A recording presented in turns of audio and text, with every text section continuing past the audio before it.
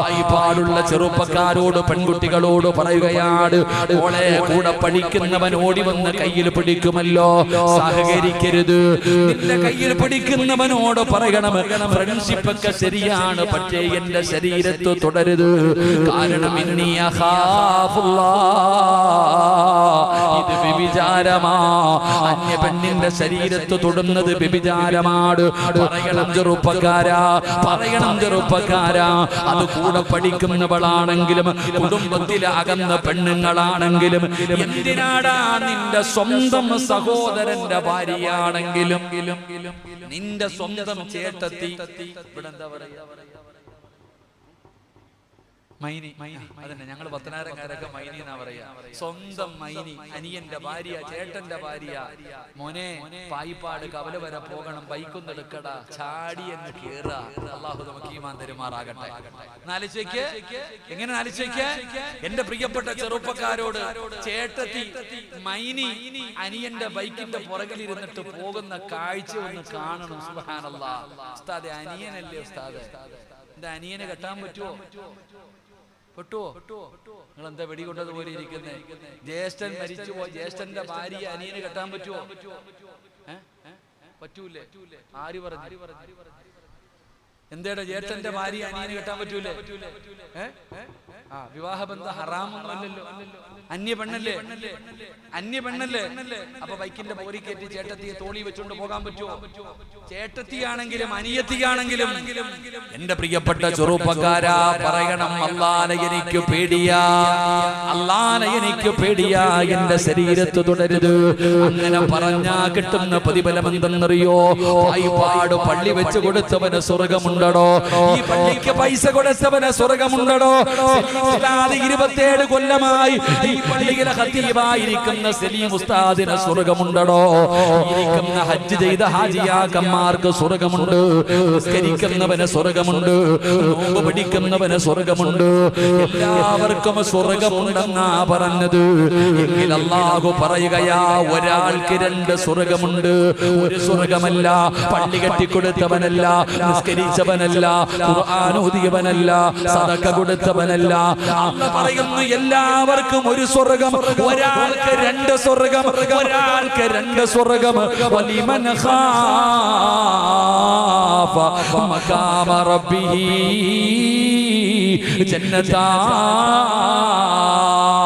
അല്ലാഹു പായിപ്പാട് പള്ളി കെട്ടിക്കൊടുത്തവന് 2 സ്വർഗമുണ്ടെന്ന് പറഞ്ഞില്ല, അവൻ ഒരു സ്വർഗമേ ഉണ്ടെന്ന് പറഞ്ഞു. ഇങ്ങനെ 2 സ്വർഗമുണ്ടെന്നല്ല പറഞ്ഞത് ആർക്കെന്നറിയോ? പായിപ്പാടുള്ള എന്റെ പ്രിയപ്പെട്ട പെങ്ങള്, ഒരന്യ പുരുഷൻ നിന്റെ ശരീരത്തു തൊട്ടാ അവനോട് പറയണം, ഇത് പാപമാ, ഇത് പാപമാ, ഇത് പാപമാ, എനിക്ക് അല്ലാഹനെ പേടിയാ. പറയണം ചെറുപ്പക്കാരാ. മഹാനായ സയ്യിദുനാ ഉമർ ഇബ്നുൽ ഖത്താബ് റളിയല്ലാഹു തആല അൻഹു, ഇസ്ലാമിന്റെ 2ാമത്തെ ഖലീഫയായ ഉമർ തങ്ങൾക്ക് ഒരു ചെറുപ്പക്കാരനോട് വല്ലാത്ത സ്നേഹമാ. പണമുള്ളത് കൊണ്ടല്ല, ഗ്ലാമറുള്ളത് കൊണ്ടല്ല, കുടുംബമഹിമയുള്ളത് കൊണ്ടല്ല. ഉമർ തങ്ങൾ ഒരാളെ ഇഷ്ടപ്പെടണമെങ്കിൽ അതിനൊരു കാരണം വേണമല്ലോ. എന്തിനാണ് ഇഷ്ടപ്പെട്ടതെന്നറിയോ? അല്ലാഹുവിന്റെ പള്ളിയിൽ നിന്ന് ഹയ്യ അല സ്വലാ, ഹയ്യ അലൽ ഫലാ,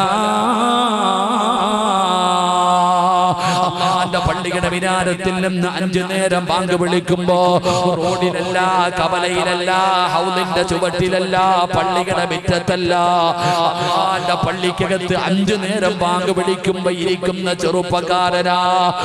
തങ്ങൾക്ക് വല്ലാത്ത ഇഷ്ടമാണ്. ഈ ചെറുപ്പക്കാരൻ എന്നും പള്ളിയിലേക്ക് വരുമ്പോ വരുന്ന വഴിയിലൊരു വീടുണ്ട്, ആ വീട്ടിലൊരു ചെറുപ്പക്കാരിയായ പെണ്ണുണ്ട്. അവൾക്ക് ആ ചെറുപ്പക്കാരനോട് പ്രണയം തോന്നുകയാണ്. എന്തൊക്കെ പറഞ്ഞിട്ടും സഹകരിക്കുന്നില്ല, വഴങ്ങുന്നില്ല, പരിഗണിക്കുന്നില്ല, ഒരു മൈൻഡ് ചെയ്യുന്നില്ല. പെണ്ണ് എന്ത് ചെയ്തിട്ടും അവിടെ നിന്ന് പരിഗണിക്കാതെ വന്നപ്പോ ഈ ചെറുപ്പക്കാരൻ ഇശാ നമസ്കാരം കഴിഞ്ഞു ഒറ്റയ്ക്ക് വീട്ടിലേക്ക് നടന്നു പോവുകയാണ്. ഈന്തപ്പന മരങ്ങളുടെ നടുവിലൂടെ ഈ ചെറുപ്പക്കാരൻ ഒറ്റയ്ക്ക് ഇടവഴിയിലൂടെ നടന്നു പോകുമ്പോ ഈ പെണ്ണ് പതുങ്ങി നിൽക്കുകയാണ്. ഈ പെണ്ണ് പെണ്ണ് പതുങ്ങി നിൽക്കുകയാണ്. ഒറ്റയ്ക്ക് നടന്നു വരുന്ന ചെറുപ്പക്കാരന്റെ മുമ്പിലേക്ക് ഓടി ചെന്നിട്ട് കെട്ടിപ്പിടിക്കുകയാ. അവിടുന്ന് ചുംബനം കൊടുക്കുകയാ. എനിക്ക് നിന്നെ വല്ലാത്ത ഇഷ്ടമാണ്, നിന്നോട് വല്ലാത്ത മോഹമാണ്, എന്റെ ആഗ്രഹം സാധിപ്പിച്ചതാ, എനിക്കൊരു ചുംബനം താ. മാരണത്തിൽ പിടിച്ച് കിടത്തിയിട്ട് ചുംബനം കൊടുത്തിട്ട് ഒരു ചെറുപ്പക്കാരനോട് ഒരു ചെറുപ്പക്കാരി യാചിക്കുകയാ. ഇരുട്ടാണ്, ആരുമില്ല, ഇടവഴിയാ എന്ന് പറഞ്ഞുകൊണ്ട് ചോദിക്കുമ്പോ ചെറുപ്പക്കാരൻ നിലവിളിച്ച് താഴെ വീഴുകയാ. എന്തിനാ നിലവിളിച്ചതെന്നറിയോ? അല്ലാഹുവേ, എന്റെ ശരീരത്ത് ഒരു പെണ്ണ് തൊട്ടല്ലോ അല്ലാ, ഞാൻ വ്യഭിചാരിയായല്ലോ, ഞാനിനി നരകത്തിലാണല്ലോ. നിലവിളിച്ചുകൊണ്ട് ബോധം കെട്ട് താഴെ വീഴുകയാണ്. പെണ്ണോടി രക്ഷപ്പെടുകയാ. അവസാനം വടിയിലൂടെ നടന്നു വരുന്നവര് ബോധമില്ലാതെ വടിയിൽ കിടക്കുന്ന ചെറുപ്പക്കാരനെ എടുത്തിട്ട് വീട്ടിലേക്ക് കൊണ്ടുപോവുകയാണ്. പ്രായം ചെന്ന പിതാവ് ഓടി വന്നു. മകന്റെ മുഖത്ത് വെള്ളമൊഴിച്ചു. ബോധം തിരിച്ചു വന്നപ്പോ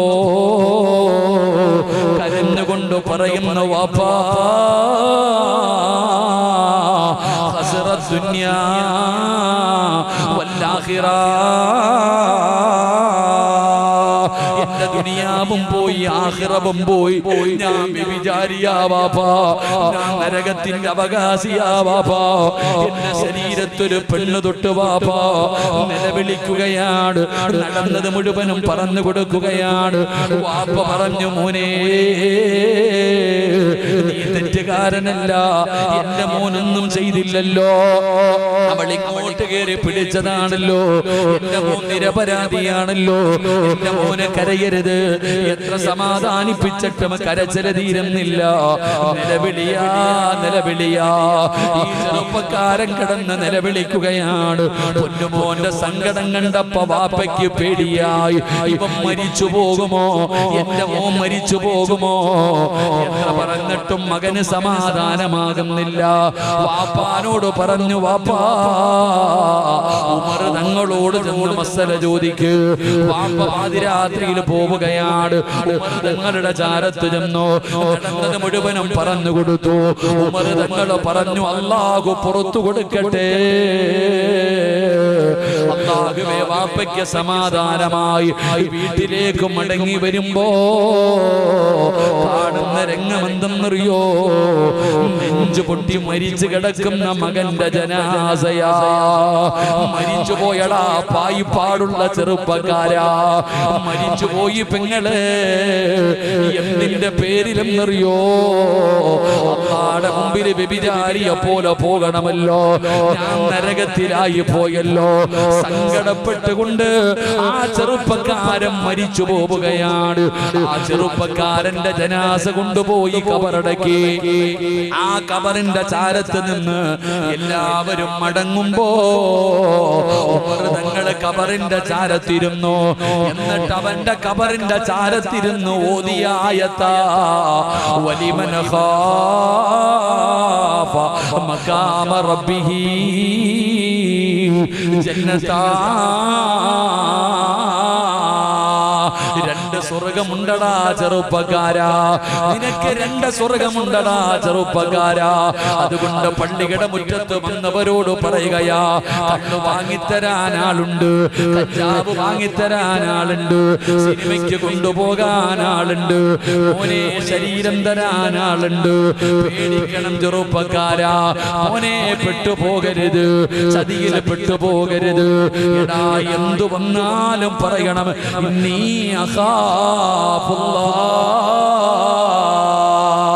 എനിക്കല്ലാനെ പേടിയാ, എനിക്കല്ലാനെ പേടിയാ. അതുകൊണ്ട് പായിപ്പാട് പള്ളിയുടെ ഉദ്ഘാടനത്തിന് ഒരുമിച്ച് കൂടിയവരോട് പറയുകയാണ്, നിജാബത്തിന്റെ രാത്രിയാണ്, ഉത്തരമുള്ള രാത്രിയാണ്. ഞാനും നിങ്ങളും മലക്കുകളല്ല, നമ്മളൊക്കെ മനുഷ്യന്മാരാണ്, പാപം ചെയ്യുന്നവരാണ്. ഒരാളും വലിയ മഹാന്മാരൊന്നുമല്ലടോ. ബനി ആദമ ഖത്താബുൻ വഖൈറുൽ ഖത്താഈന അത്തവ്വാബൂൻ. ആദമിന്റെ മക്കൾ മുഴുവനും പാപം ചെയ്യുന്നവരാ. എങ്കിൽ ഈ പാപം ചെയ്യുന്നവരിൽ ഏറ്റവും നല്ലവനാരെന്നറിയോ? ചെയ്തു പോയ പാപം അല്ലാഹുവിനോട് ഏറ്റുപറയുന്നവരാ. അതുകൊണ്ട് വെള്ളിയാഴ്ച രാവിലെ ലോകത്തിന്റെ അധിപനായ പടച്ച റബ്ബിന് സുജൂദ് ചെയ്യാനുള്ള ഒരു പള്ളി കെട്ടിയിട്ട് ആ പള്ളിയിൽ നിസ്കരിച്ചിട്ട് ആ പള്ളിയുടെ മുറ്റത്തിരുന്ന് കൊണ്ട് റബ്ബിനോട് ദുആ ചെയ്യണം. അല്ലാഹ് എന്റെ പാപം പൊറുക്കണേ അല്ലാഹ്. തൗബ ചെയ്യാതെ പിരിയരുത്, കുട്ടിക്കരഞ്ഞ് ദുആ ചെയ്യാതെ പിരിയരുത്. ഈ പള്ളിയുടെ മുമ്പിൽ ഇരിക്കുന്നവരോട് പറയുകയാണ്, കരയാതെ പോകല്ലേ, കരയാതെ പോകല്ലേ. ഒരു തുള്ളി കണ്ണുനീര് ഈ പള്ളിയുടെ മുറ്റത്തിരുന്ന് കൊണ്ട് നിന്റെ കണ്ണിൽ നിന്ന് ഒലിപ്പിച്ചാൽ അല്ലാഹു തരുന്ന പ്രതിഫലം അറിയുമോ? എടോ സിറാജ് ചുമ്മാതെ പറയുന്നതല്ല, സിറാജ് ചുമ്മാതെ പറയുന്നതല്ല. നിങ്ങൾക്ക് കരയാൻ പറ്റുമോ? ഈ പായിപ്പാട് പള്ളിയുടെ മുമ്പിലിരുന്ന് കരഞ്ഞ എന്തിനാ കരയുന്നതെന്നറിയോ? ജീവിതത്തിൽ ചെയ്തു പോയ പാപങ്ങൾ ഓർത്തിട്ട്, ജീവിതത്തിൽ സംഭവിച്ചു പോയ പാപങ്ങൾ ഓർത്തിട്ട് ഇവിടെ ഇരുന്ന് കരഞ്ഞ അല്ലാഹു തരുന്ന പ്രതിഫലം എന്തെന്നറിയോ? അല്ലാഹു തരുന്ന പ്രതിഫലം എന്തെന്നറിയോ? ഈ താഴെ കാണുന്ന പള്ളിപ്പറമ്പിൽ നിന്ന് എഴുന്നേറ്റ് പോകുന്ന ഒരു ദിവസമുണ്ടല്ലോ, അല്ലാഹുവിന്റെ ഭയാനകമായ പരലോകമുണ്ടല്ലോ. ആ ചെമ്പിന്റെ തറയിൽ ഉടുതുണിയില്ലാതെ ആണുങ്ങളും പെണ്ണുങ്ങളും തലതാഴ്ത്തി പിടിച്ചു യാ വൈലതാ യാ ഹസ്റതാ,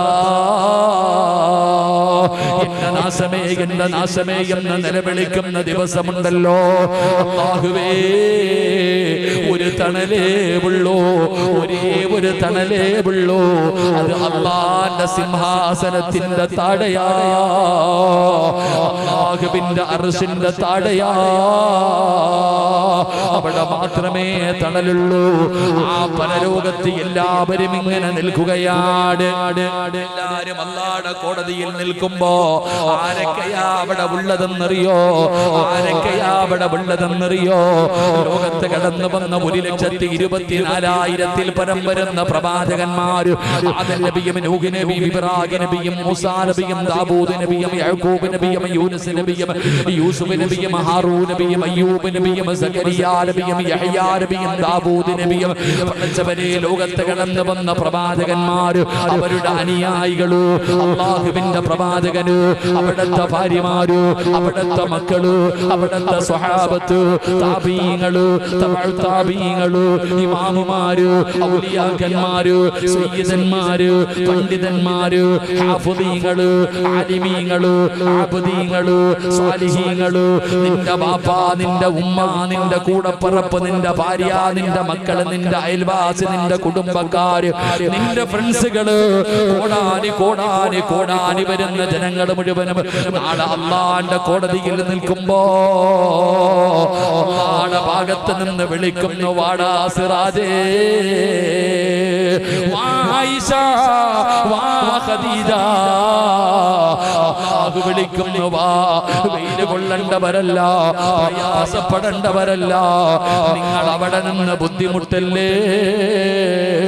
നിങ്ങൾ എന്റെ അർശിന്റെ താഴവാ, നിങ്ങൾ എന്റെ അർശിന്റെ താഴവാ. ആരെയാ വിളിക്കുന്നതെന്നറിയോ? വറജുലുൻ ദക്കറല്ലാഹു ഖലിയാ വഫാലത് ഐനാ. കരഞ്ഞവരാടോ, മരണ വീട്ടിലിരുന്ന് കരഞ്ഞവരല്ല, കോടികളുടെ നഷ്ടം വന്നപ്പോ കരഞ്ഞവരല്ല, രോഗം വന്നപ്പോ കരഞ്ഞവരല്ല, കൂട്ടുകാരന്റെ അവസ്ഥ കണ്ട് കരഞ്ഞവരല്ല. പിന്നെ എപ്പ കരഞ്ഞവരെന്നറിയോ? അല്ലാഹുവിനെ ഭയന്നുകൊണ്ട് ജീവിതത്തിൽ ചെയ്തു പോയ പാവങ്ങൾ ഓർത്തിട്ട് ആരുടെയെങ്കിലും കണ്ണിൽ നിന്ന് ഒരു തുള്ളി കണ്ണുനീരൊലിച്ചാ നീ പരലോകത്തിലെ VIP ആണെന്ന് ആദരവായ പ്രവാചകൻ നബി മുഹമ്മദ് മുസ്തഫ സല്ലല്ലാഹു അലൈഹി വസല്ലമ തങ്ങൾ പറയുമ്പോ ദുആ ചെയ്യണേ, ഇന്ന് പശ്ചാത്തപിക്കണേ. നാളെ ജുമഅയ്ക്ക് ഈ പള്ളിയിലേക്ക് വരുമ്പോ ഉമ്മമാര് പ്രസവിച്ചിട്ടതുപോലെ എല്ലാ പാപങ്ങളും കഴുകിക്കളഞ്ഞിട്ട് വേണം വരാറ്. പെങ്ങളെ ഇറങ്ങിപ്പോകുമ്പോ അല്ലാഹുവിന്റെ പരിശുദ്ധമായ കഅബാലയത്തിൽ ചെന്ന് ഹജറുൽ അസ്വദ് മുത്തിയിട്ട് പോകുന്നവരെ പോലെ ഇന്നിവിടെ നിന്ന് ഇറങ്ങി പോകുമ്പോ മക്കത്ത് ചെന്ന് കഅബാലയത്തിൽ അലങ്കരിച്ചു വെച്ചിരിക്കുന്ന ഹജറുൽ അസ്വദ് മുത്തിയവരെ പോലെ സർവ്വ പാപങ്ങളും മുത്തിയിട്ട് വേണം ഇവിടെ നിന്ന് ഇറങ്ങി പോകാൻ. അല്ലാഹു നമുക്ക് ഭാഗ്യം തരുമാറാകട്ടെ. അല്ലാഹു ഭാഗ്യം തരുമാറാകട്ടെ. ഉറക്കപ്പറ അല്ലാഹു ഭാഗ്യം തരുമാറാകട്ടെ. എന്റെ പ്രിയപ്പെട്ട സഹോദരങ്ങളെ, ഇന്നത്തെ ദുആഇക്ക് ഇജാബത്തുണ്ട്. ഇന്നത്തെ ദുആ അല്ലാഹു സ്വീകരിക്കൂലേ? വിശ്വാസമുള്ളവരൊക്കെ ഒന്ന് കൈവക്കിക്കേ. ഇന്നത്തെ ദുആ സ്വീകരിക്കുമെന്ന് അല്ലാഹു ഭാഗ്യം തരുമാറാകട്ടെ. ആ പൊക്കിയ കൈയൊന്ന് പോക്കറ്റിലിട്ടെ. ബക്കറ്റ് എടുക്കടോ. ഇന്ന് മദർലാൻഡ് ഷാജിയാണെന്നെ ഒന്നും കാണുന്നില്ല. നിഷാദ് നിഷാദ് തുടങ്ങിക്കോ. എല്ലാവരും ഒന്ന് പോക്കറ്റിൽ കൈയിട്ടെ. അൽഹംദുലില്ലാ, ഒരു സദഖ. അല്ലാഹുവേ, ഇന്ന് എന്റെ തൗബ സ്വീകരിക്കണം. ഇന്നത്തെ എന്റെ ദുആഇക്ക് ഇജാബത്ത് ഉണ്ടാകണം. എല്ലാവരും ഒരു സദഖ. ലാസ്റ്റ് എല്ലാവരും നേരെ ഇരിക്കടോ ഇൻഷാ അല്ലാഹ്. എന്നിട്ട് ഒരു സദഖ എടുക്ക. അൽഹംദുലില്ലാ, ഒരു 3 സ്വലാത്ത് സ്വല്ലല്ലാഹു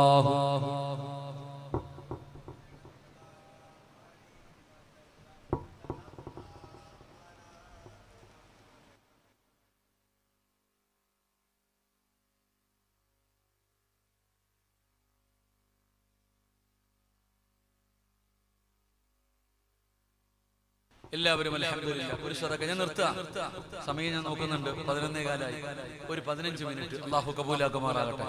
അല്ലാഹു സ്വീകരിക്കുമാറാകട്ടെ. ആരെല്ലാം മനസ്സറിഞ്ഞുകൊണ്ടൊരു സദഖ നൽകുന്നു, അല്ലാഹുവേ, അവരുടെ ദുനിയാവ് ആഖിറവും നീ രക്ഷപ്പെടുത്തണേ തമ്പുരാനെ. എല്ലാവരും മനസ്സറിഞ്ഞുകൊണ്ട് കൊടുക്കുക. അല്ലാഹു കബൂലാക്കുമാറാകട്ടെ. എന്റെ പ്രിയപ്പെട്ട സഹോദരങ്ങളെ, ഇന്നത്തെ ദുആഇക്ക് ഇജാബത്താണ്. അതുകൊണ്ട് എല്ലാവരും അല്ലാഹുവിനോട് പശ്ചാത്തപിക്കണം. എല്ലാവരും അല്ലാഹുവോട് പശ്ചാത്തപിക്കണം. ഏതുപോലെ എന്നറിയോ? ഏതുപോലെയാണ് തൗബ ചെയ്യേണ്ടതെന്നറിയോ? ചുമ്മാതെ ചെയ്തിട്ട് കാര്യമില്ല. തൗബ ചെയ്യേണ്ടത് എല്ലാരും ചെയ്യാറുണ്ടോ? 27-ാം രാവിന് വന്ന് ചെയ്തവരില്ലേ? 27-ാം രാവിന് വന്ന് തൗബ ചെയ്തവരില്ലേ? അല്ലാഹു ബർക്കത്ത് ചെയ്യുമാറാകട്ടെ. ഇവിടെ തൗബ ചെയ്യേണ്ടത് എങ്ങനെയാണ് തൗബ ചെയ്യേണ്ടത്? ഞാൻ പെണ്ണുങ്ങൾക്ക് പഠിക്കാൻ ഒരു ഉദാഹരണം പറഞ്ഞു തരാം. എങ്ങനെയാണ് ഒരാൾ അള്ളാഹുവിനോട് തൗബ ചെയ്യേണ്ടത് എന്ന് പഠിക്കാൻ ഒരു ഉദാഹരണം ഞാൻ പറഞ്ഞു തരാം. അള്ളാഹു പഠിക്കാൻ ഭാഗ്യം നൽകുമാറാകട്ടെ. മഹാനായ സയ്യിദുനാ ഉമർ ഇബ്നുൽ ഖത്താബ് റളിയല്ലാഹു തആല അൻഹു, ഉമർ തങ്ങൾ രാജ്യം ഭരിക്കുന്ന കാലം. ഞാൻ ഇരുന്നോട്ടെ, ഇപ്പൊ കാര്യം നല്ല വേദനയുണ്ട്. ഇരുന്നോട്ടെ. കുറെ ഇന്നലെ 3.5 മണിക്കൂർ നിന്ന്, ഇന്ന് പിന്നെ നിന്നതിന് കണക്കൊന്നുമില്ല. ഇരുന്നോട്ടെ. ഇനി അത്താഴമാരുടെ മുമ്പ് ഇരുന്നെന്നുള്ള ഭക്ഷണമൊന്നും ഇല്ലല്ലോ. കാരണം ഞാന് ഒരു സ്ഥലത്ത് വഴുതിന് പോയി. അവിടെ ഒരു അത്താവുണ്ട്, എന്തെങ്കിലും ഒരു കുറ്റം പറയാത്ത, എന്തെങ്കിലും ഒന്ന് പറയും.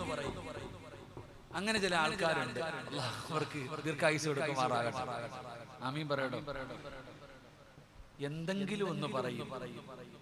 അപ്പൊ എനിക്ക് മുമ്പ് പ്രസംഗിച്ച ഉസ്താദ് ഇരുന്നാ പ്രസംഗിച്ച്, പിരിവില്ല, ഒന്നുമില്ല. അപ്പൊ എല്ലാ വർഷവും ഞാൻ പ്രസംഗിക്കാൻ മുമ്പ് ഈ കൈ പൊക്കിപ്പിക്കും. അത് എനിക്കുള്ളൊരു പരാതിയാണ്. അപ്പൊ ഞാൻ വിചാരിച്ചു ഈ പ്രാവശ്യമെങ്കിലും മിണ്ടാതെ ഇരിക്കണം. അപ്പൊ ആ പിറ്റേ ദിവസം പ്രസംഗിച്ച ഉസ്താദ് ഇരുന്നാ പ്രസംഗിച്ച്. അന്ന് അത്ത പറഞ്ഞു, ഓ എല്ലാരും ഇയാൾ ഇരുന്നാ പ്രസംഗിച്ചത്. അപ്പൊ എനിക്ക് എന്ത് ചെയ്ത്, ദുആ ചെയ്യാൻ സമയമായപ്പോ കാലിന് വേദന എടുത്തിട്ട് കഷ്ടകാലത്തിന് ഞാൻ ഇരുന്ന്. അന്ന് വഴുതു കഴിഞ്ഞിറങ്ങിപ്പോയപ്പോ അത്ത പറഞ്ഞു, ഞങ്ങളെയൊക്കെ നിർത്തിയിട്ട് അവൻ മാത്രം ഇരുന്ന് ദുആ ചെയ്ത. ഇരുന്നാലുള്ള പ്രശ്നം ചിലർക്ക് ഇഷ്ടപ്പെടൂല. നമുക്ക് വിരോധമൊന്നും ഇല്ലല്ലോ. ഉണ്ടോ? എന്നാ ഇരിക്കാം. പെട്ടെന്ന് എടുക്കടാ.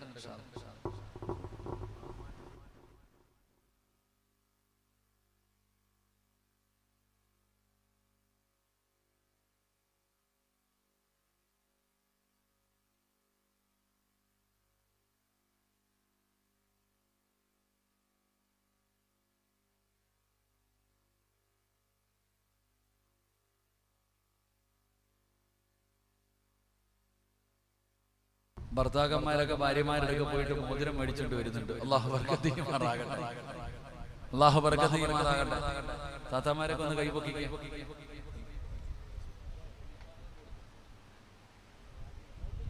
പെണ്ണുങ്ങളൊക്കെ ഒന്ന് കൈവക്കിക്കേ, ചുമ്മാതെ പൊക്ക് താത്താമാരെ. അസിയണ്ണന്റെ അക്കാക്ക ഉണ്ടല്ലേ അല്ലേ? മോതിരൊക്കെ ഉണ്ട് കേട്ടോ. അള്ളാഹു ബർക്കത്ത് ചെയ്യട്ടെ. നിങ്ങളുടെ ഭാര്യയുടെ ഭാര്യയുടെ പേരെന്തോ?